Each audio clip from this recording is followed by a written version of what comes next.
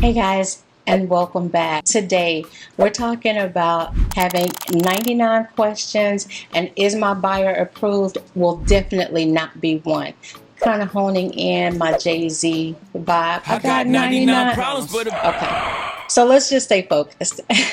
Today, we are talking about why in the hell do realtors have to ask their buyers so many freaking questions. Like, what is that all about? Like, why? Like, I mean, don't you just know that I need to buy a house? I just want to buy a house. There's my pre-approval. Like, can we get into it? Thank you for coming back. Let's get into it. Listen, the reason why I'm talking about this today, guys, I received an email from a negative Nancy, or just not so happy individual that was really pissed off and kind of ghosted me as it relates to me being their realtor. And I was okay with it. And let me just explain to you why. I typically go into having conversations with my buyers because I want to get to know them. Guys, I take time to really get to understand what their needs are, why. And so here's why we have so many questions. Nevertheless, the young lady sent the email and said, why do you guys have so many damn questions? I mean, I just wanted to buy a home. That was one reason why I went to work with another agent. Now, long story short, as I come back, guess what? The young lady still has not purchased a home yet. That's right. She has not become a home buyer yet because she's been running through agents and not being open and exposing or answering questions that they may have so that they can truly get her to the goal line of becoming a home buyer. Guys, it is so important. I'm going to give you 10 questions that are typically asked, that I typically ask my buyers, and it makes for a better transaction, not just for me, but for everybody involved, for the seller, for the buyer, for the lender. I mean, when you hear horror stories, it's because someone hasn't been transparent, or they haven't been truthful about something that has happened or going to happen or happening as it relates to their position to purchase a home. Let's talk about it, guys.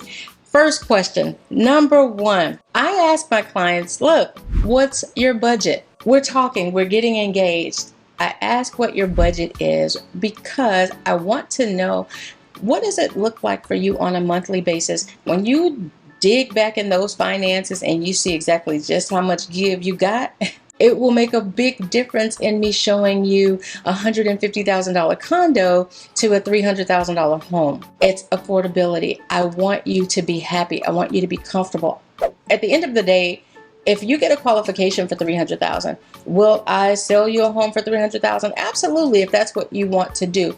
But I want to make certain that you have a full understanding of the budget, because when you get that closing disclosure, when you get that final statement to say, hey, Lisa, this is your monthly statement. I don't want us to be 3 days before closing and now you've received your final numbers and that monthly bill is $3,200 when you had in your mind that you were only going to pay $25. Guess what? I can't get you to the closing table. I can't get you to the finish line. That's the first question. Number two, what type of property are you looking for? This is a very important question because I want to know, are you looking for a condo? Are you looking for something that doesn't require you to do any maintenance on the outside, lawn care? You know, are you looking for something that has a garage or security, a privacy gate? Are you looking for a home, 3 bedrooms, 4 bedrooms? Are you looking for a single family? Are you looking for a 2-story? Are you looking for a multifamily unit? Are you looking for farm and ranch? Are you looking for a high-rise condo? Guys, I want to know those things, and your agent wants to know those things because they don't want to show you property that you have no interest in. And then also it helps because we're able to look and see exactly what those qualifiers are when it relates to that particular property that you're looking for. Okay, guys? So it's very important that we know what type of property you're looking for. Number 3, what is your preferred location? Now, if you tell me, Kim, I want to live in Southwest Houston. Okay, where in Southwest Houston? Houston is the 4th largest city in the country. So when I tell you I live in Northwest Houston, driving to Southwest Houston, it could actually be like a 30 to 45 minute drive. Just depends on the hour, the day, traffic, weather conditions. It could be a drive. Now, if I'm speeding because I'm late, maybe 30 minutes, and that's because it's all clear. But again, I need to know proximity. Are you trying to be close to work? Are you trying to be close to your kid's school in that particular side of town? So it's important. I don't want to show you property in Pasadena when you want to be in Sugar Land. I don't want to show you property in Katy when you want to be in Cypress. So property location, definitely important. And not only that, when I'm narrowing it down to locations, property locations, well, hey, look, I want to be close to a park within the community, or I want to be close to, walking trails. I want to be close to the front of the community. I want to be able to just, when I get into my community, I want to know that I turn down 2 streets and I'm at home. So those are the things that will help me when I'm looking for the property that you're going to call home. Okay. Number 4, guys, how many bedrooms, how many bathrooms? Like, this is discovery time for me. And I take that time and I proceed with caution, and I'm very conscious because I want to present you with 5-star service. And if I don't eliminate some of these questions right off the bat, I'm never going to be able to exceed your expectations as your realtor, as the resident professional, when I'm engaging you to come out, to stop in the middle of your day to come out and look at property.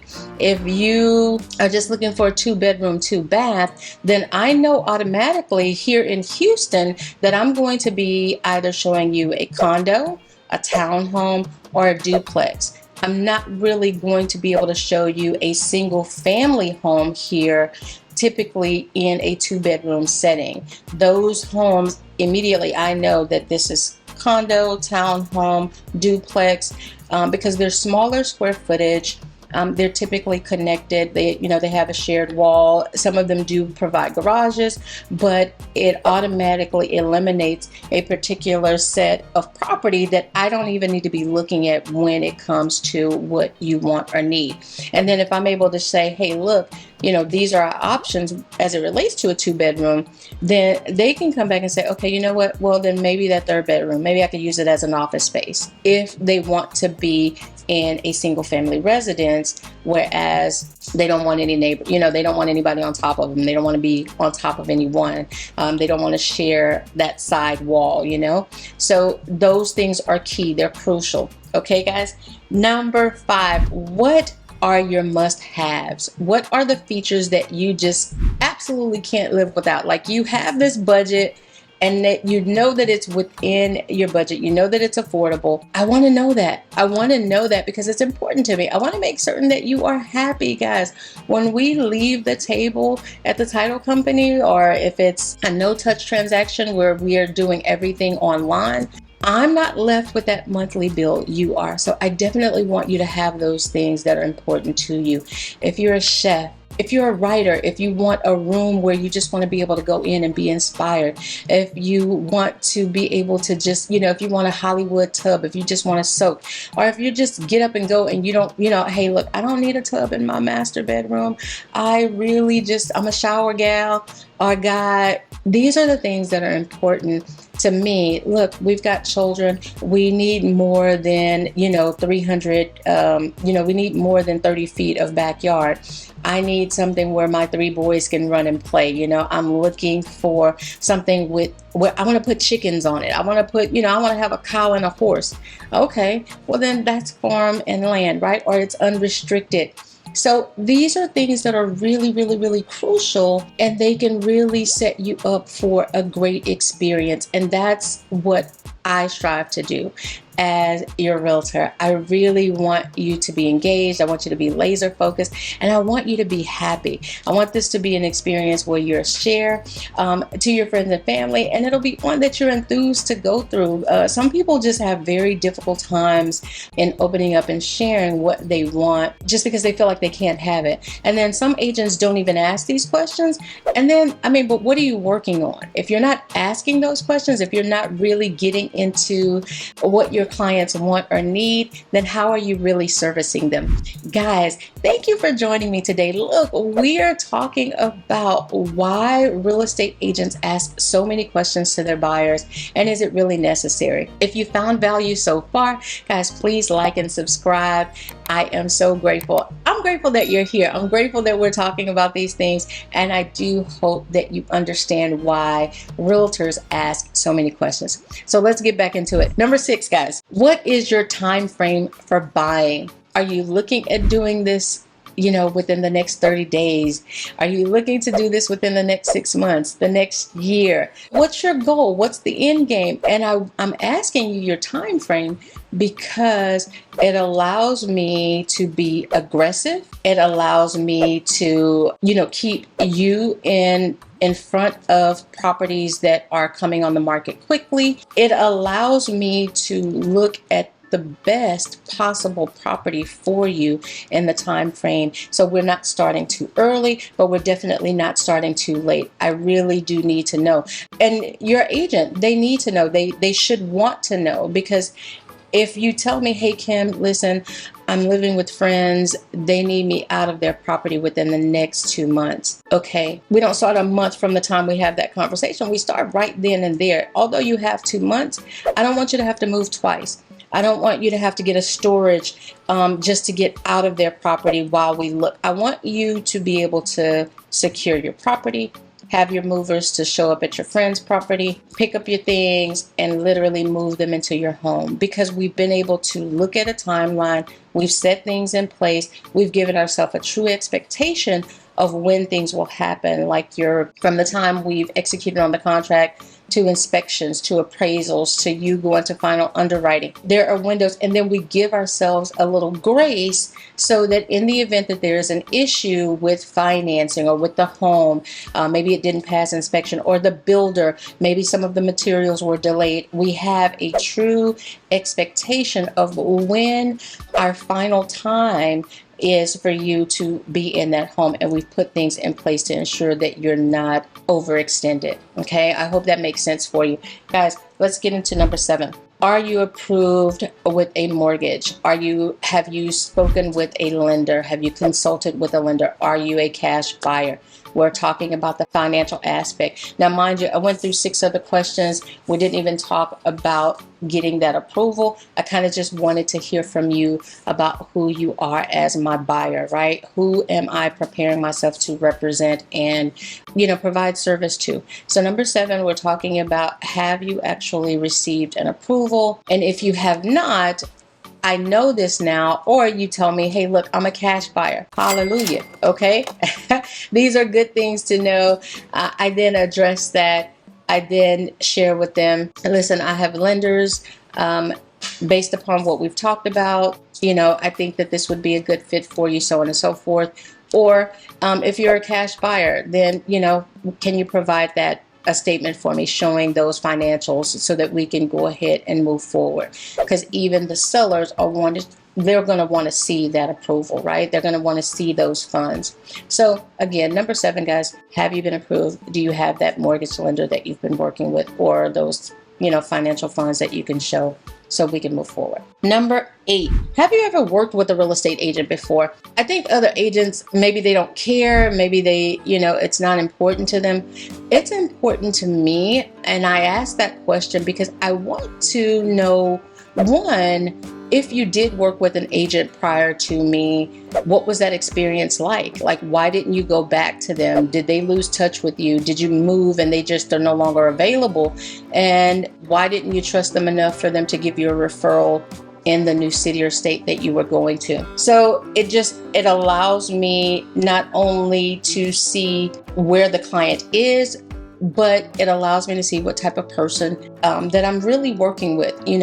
Their temperament could have been different, and they may even open up and share with you, hey, look, the agent just wasn't quick to respond. So now you know that you need to be very responsive when this person asks questions, when your buyer asks questions, or when they're needing to see something. You need to be Johnny on the spot in responding, because it's important for them. They got rid of the last realtor because they weren't, right? Or the lack of communication. So when they're sharing, again, like I said, this is discovery time for me, and it should be for other agents. and they want to identify who they're working with, okay? And then also, if the other agent set a great expectation, now you need to not only exceed that buyer's expectations, but you need to exceed their experience of what they experienced with the previous agent, because now it's all you. You're the only one that matters. Number 9, what is your current living situation? I kind of talked about that back up earlier when I asked the time frame, and kind of mentioned, hey, you might be living with a friend or a relative. So what is your current living situation? You want to know that because, again, it kind of goes in with the timeline. Or if it also opens up the opportunity, if that person, if that buyer has a home that they want to sell, or not only sell, but maybe they want to put it as an investment property, that's another opportunity for you to gain their trust and also educate them. Once you're finished with their purchase, you can educate them on the next steps with that particular property, if it's such a thing, if they're looking to make it an investment property, or if they're looking to, sell it, or if they're looking to just close it down. Maybe they don't want to do anything with it, but now you've let them know that you are there to assist them with whatever they choose, right? You want to make certain that you stake claim to them and that property. You don't want them looking anywhere else. You want to make certain you're not leaving any stone unturned. Okay, guys? Number 10, what is your buyer's motivation? What motivates your buyer to purchase?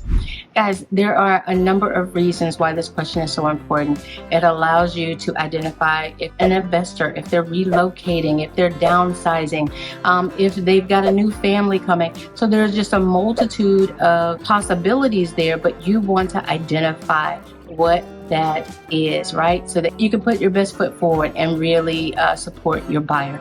Guys, that is it. Thank you so much for tuning in. It has been my absolute pleasure. I am so grateful. Make certain you come back, guys. We've got more to talk about.